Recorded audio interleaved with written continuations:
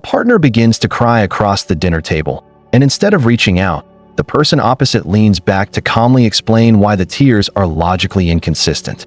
This rigid commitment to objectivity functions as a psychological firewall, stabilizing an internal system that perceives raw affect as a structural threat to its own survival. Beneath the flawless data and the articulate speech lies a primitive terror, a landscape of unmanaged noise that the intellect was built to colonize and eventually silence. In a high-stakes board meeting, a manager responds to a colleague's genuine distress with a precise breakdown of operational variables, effectively neutralizing the human element in the room. The air turns cold as the observer realizes that this clarity is not a sign of presence, but a sophisticated form of absence, a strategic withdrawal into data. This behavior is often labeled as coldness or a lack of empathy. Yet these descriptions ignore the frantic labor occurring beneath the surface of the skin. When the environment becomes saturated with emotion, the hyper-rational mind treats the atmosphere as a hazardous spill that must be contained through immediate categorization. We see this in the way a man at a funeral discusses the biological mechanics of grief, his voice steady while his hands grip the wooden pew. His focus on the universal process of mourning allows him to bypass the specific, jagged reality of his own loss, keeping the pain at a manageable distance. The intellect acts as a high-performance centrifuge, spinning the chaotic raw material of feeling until it separates into clean, dry facts that can be filed away. This regulation through abstraction is most visible when the timing of a logical interjection occurs just seconds before an emotional breakthrough would have been inevitable. By shifting the conversation to the why or the how, the individual successfully avoids the what, ensuring they never have to touch the heavy weight of being. A subtle shift in the room's temperature occurs when someone asks how they feel, and they respond with a detailed description of what they think. This substitution is so seamless that the individual often believes they are being deeply self-aware, even as they drift further from their own internal pulse. Viktor Frankl suggested that meaning is found in the world, yet for the rationalist, meaning is a shield forged to keep the world from getting too close. Consider the woman who analyzes her failing relationship with the clinical detachment of a researcher, charting the decline on a mental spreadsheet to avoid the heartbreak. She presents her findings to her partner with a calm that feels like an insult, unaware that her composure is actually a plea for order. The environment rewards this composure, mistaking the absence of visible distress for the presence of true resilience and high-functioning capability in the face of crisis. Every time a logic-driven response successfully shuts down a messy emotional exchange, the nervous system records a victory in its ongoing battle for total control. We are observing a sophisticated form of avoidance that uses the highest functions of the brain to protect the most vulnerable parts of the heart. This pattern creates a dividing line between those who find safety in the predictable and those who find connection in the unpredictable nature of feeling. The speed of the pivot from feeling to thinking is the metric of the threat, revealing how much the individual fears being overwhelmed by the unnameable. As the logic becomes more circular and the explanations more elaborate, the underlying sense of panic grows louder, demanding even more intellectual complexity to maintain the peace. If the person cannot find a reason for the experience ceases to be valid, leaving them stranded in a world that feels increasingly alien. We see this when a technical expert is confronted with a problem that has no solution, their entire identity beginning to vibrate with an invisible, high-pitched frequency. The silence that follows a failed explanation is the most dangerous space for the rational mind, as it contains the very echoes it was designed to mute. This reliance on the prefrontal cortex to manage the limbic system is a learned strategy, a way of moving through a world that felt fundamentally chaotic. The individual is not choosing to be detached. They are executing a program that was once the only thing keeping them from being swept away by noise. The high-resolution detail of their arguments serves as a distraction from the low-resolution stability of their actual internal foundation. This constant preemption of feeling through thought suggests that the ability to simply sit with discomfort was never safely developed in the early years. We are witnessing a mind that has outgrown its body, leaving the individual to navigate a tactile world with only the cold guidance of a map. The intellect has become a gilded cage, one that provides a perfect view of the landscape, while ensuring the occupant never has to touch the earth. If you're still watching, you probably notice things most people miss. You question behavior. You look beneath the surface. If that sounds like you, subscribe. This channel was made for minds like yours. The transition from a sensing child to a thinking adult often begins in an environment where emotional displays were met with confusion, irritation, or a demand for immediate coherence. A young boy stands in a quiet hallway, his chest tight with a grief he cannot name, only to be asked by a calm parent to explain exactly why he is crying.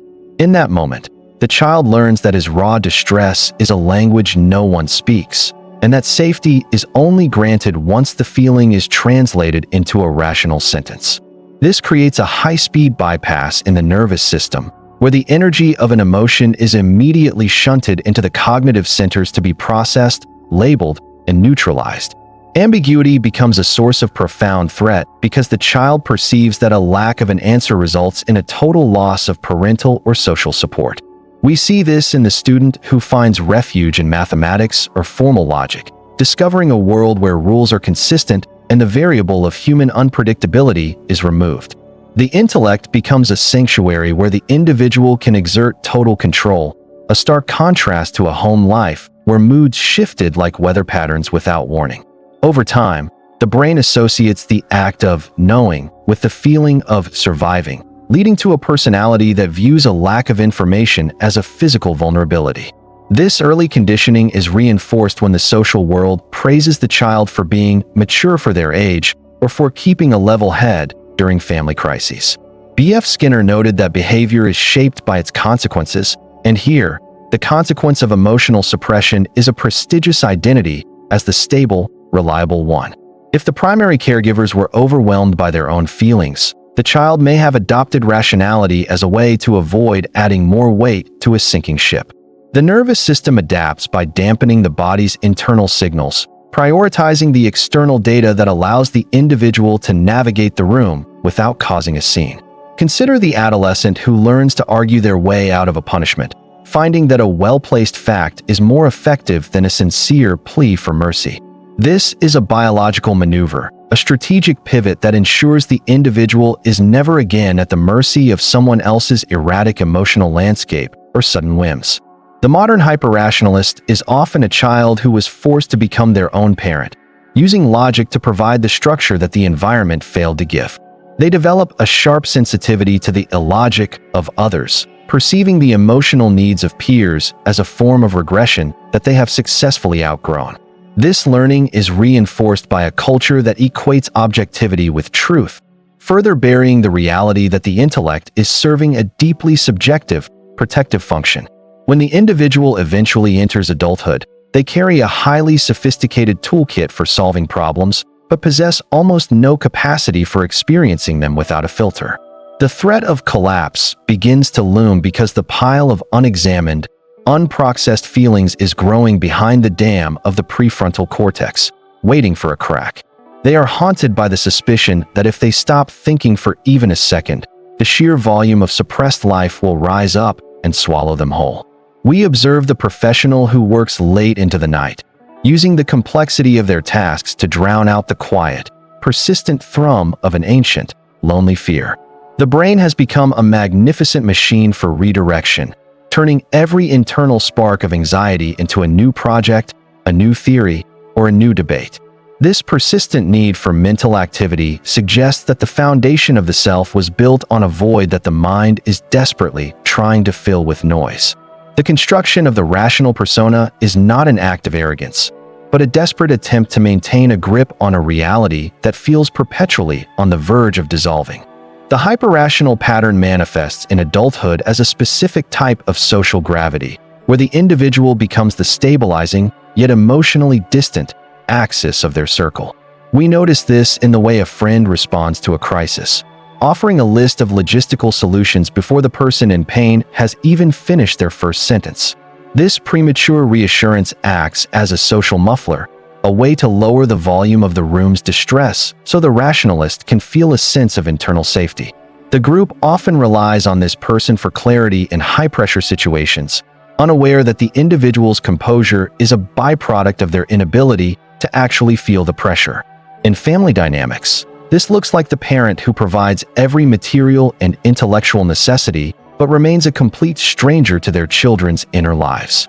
The children learn that to get their parents' attention, they must present their problems as puzzles to be solved rather than experiences to be shared or witnessed. This dynamic creates a quiet, hollow resonance within the home, where every interaction is efficient and productive, yet no one feels truly seen or emotionally held. Others in the individual's life may eventually stop coming to them for support, sensing that their vulnerability will only be met with a cold, analytical autopsy.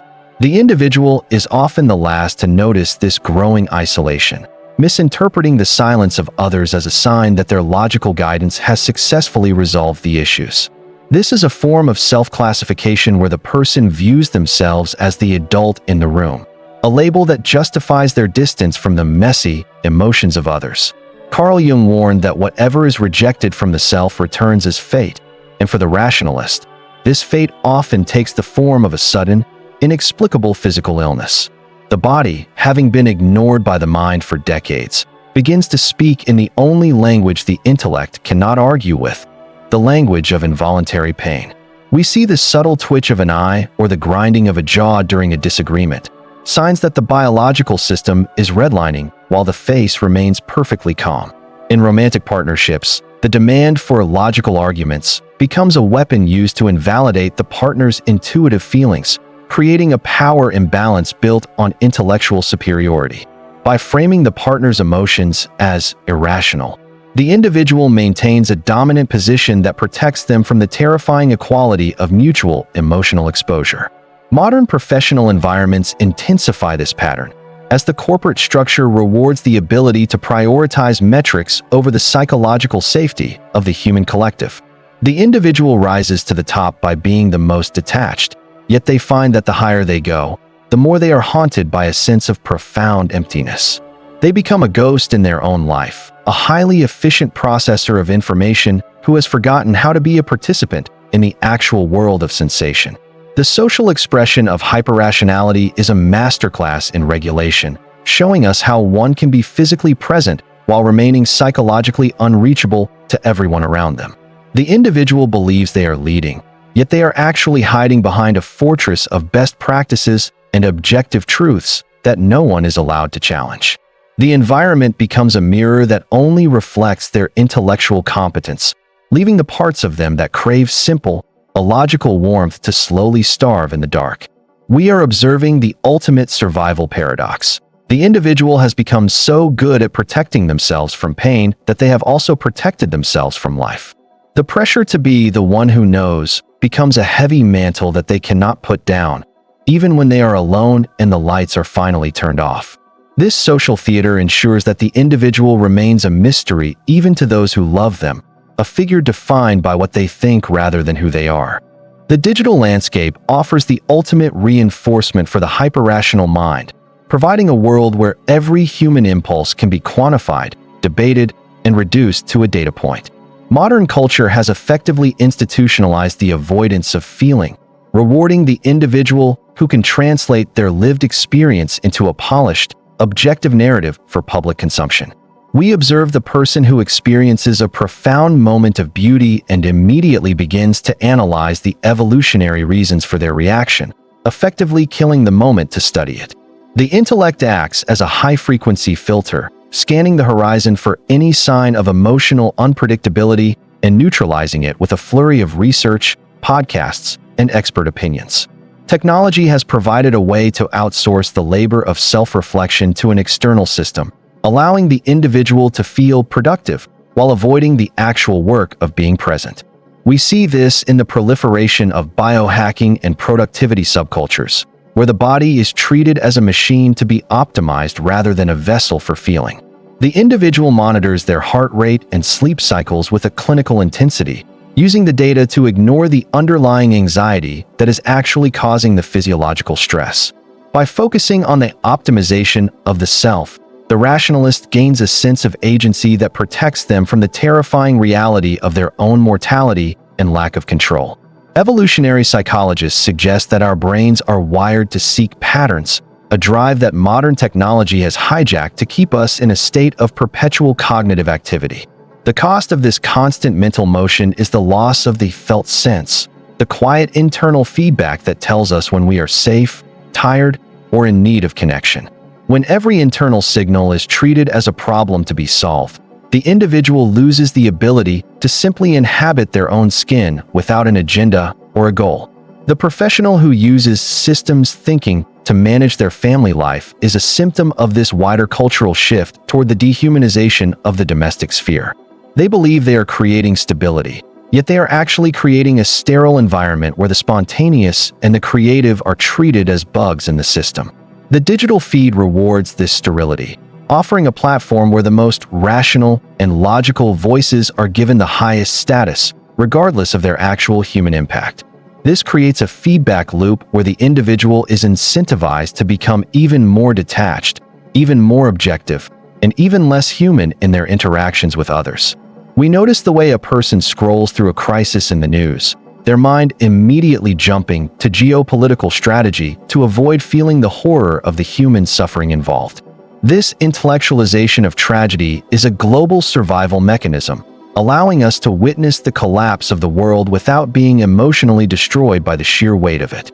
Yet, as the intellect grows more sophisticated in its defense, the individual becomes more fragile, as they have no internal infrastructure to handle a collapse that cannot be explained. The modern environment acts as a massive echo chamber for the analytical shield, convincing the individual that their distance is actually a form of superior wisdom and clarity. The psychological costs are hidden behind a veneer of high performance, appearing only as a strange, persistent boredom or a lack of zest for a life that looks perfect on paper.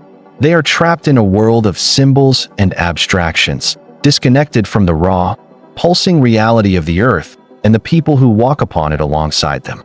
This modern amplification ensures that the hyper-rationalist never has to face the silence, as there is always a new theory to read or a new debate to win. The awareness of the cost is often buried under the next deep dive, a recursive loop where the mind uses more logic to figure out why logic isn't working. This is the ultimate trap of the modern age. We have built a world that is perfectly designed to help us stay hidden from ourselves while we are in plain sight. The final stage of this adaptation is the realization that the intellect is a finite resource, a barrier that eventually thins under the relentless pressure of the unlived life. We observe the individual in a moment of absolute silence, perhaps staring at a wall after a long day of high-level problem solving, feeling a sudden, terrifying emptiness. The logic that once provided a sense of mastery now feels like a hollow ritual, a set of empty equations that no longer describe the reality of their internal experience. In this space, the shadow of the emotional collapse begins to take a physical shape, manifest as a heaviness in the limbs or a sudden, unexplained desire to scream. This is the point where the cognitive bypass fails, and the decades of shunted energy begin to flood back into the system with the force of a breaking dam. The individual attempts to think their way out of the sensation, but the mind finds no data to process, only the raw, vibrating frequency of an ancient and neglected self. This is not a failure of the mind, but a rebellion of the biology, a demand from the organism to be felt rather than merely understood or optimized. We see the person who has spent a lifetime being the stable one suddenly break down over a trivial inconvenience, the small crack allowing the entire reservoir to empty. The shock on their face is a testament to the effectiveness of their previous regulation. They are a stranger to their own capacity for genuine, unmediated suffering. There is a profound discomfort in this exposure, as the identity of the rational thinker dissolves, leaving only a person who is frightened and profoundly alone. No advice can be given in this moment, for any instruction would simply be more data for the mind to use as a shield against the necessary experience of the fall. The collapse is not an end, but a return to the ground, a stripping away of the intellectual ornaments that kept the individual from touching the soil of their own being. B.F. Skinner might have seen this as the ultimate extinction of a behavior that no longer serves the environment, yet the experience feels like a death to the one living it. They find that the people they kept at a distance with their logic are the only ones who can sit with them in the wreckage of their sophisticated theories. The silence that follows the collapse is different from the silence of avoidance. It is a heavy, fertile quiet that contains the possibility of a different kind of life. The individual realizes that they have spent their entire existence answering questions that no one was asking, while ignoring the one question that mattered. What do I feel? This awareness brings no resolution, only a deepening of the mystery of what it means to be a human being without the protection of a constant internal monologue.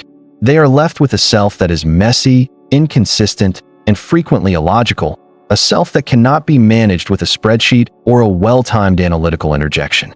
The fortress has fallen, and while the view is now unobstructed, the occupant is cold and has forgotten how to build a fire that isn't made of words. We end not with a solution, but with the image of a person finally closing their eyes, no longer trying to figure out why the darkness is there. The most profound truth the intellect can eventually grasp is the limit of its own power to keep the heart from beating against the cage. It is a quiet realization that you cannot think your way into being loved, and you certainly cannot analyze your way out of being human. I wonder if you have ever sat in the wreckage of your own best arguments and realized that you were finally, for the first time, actually present.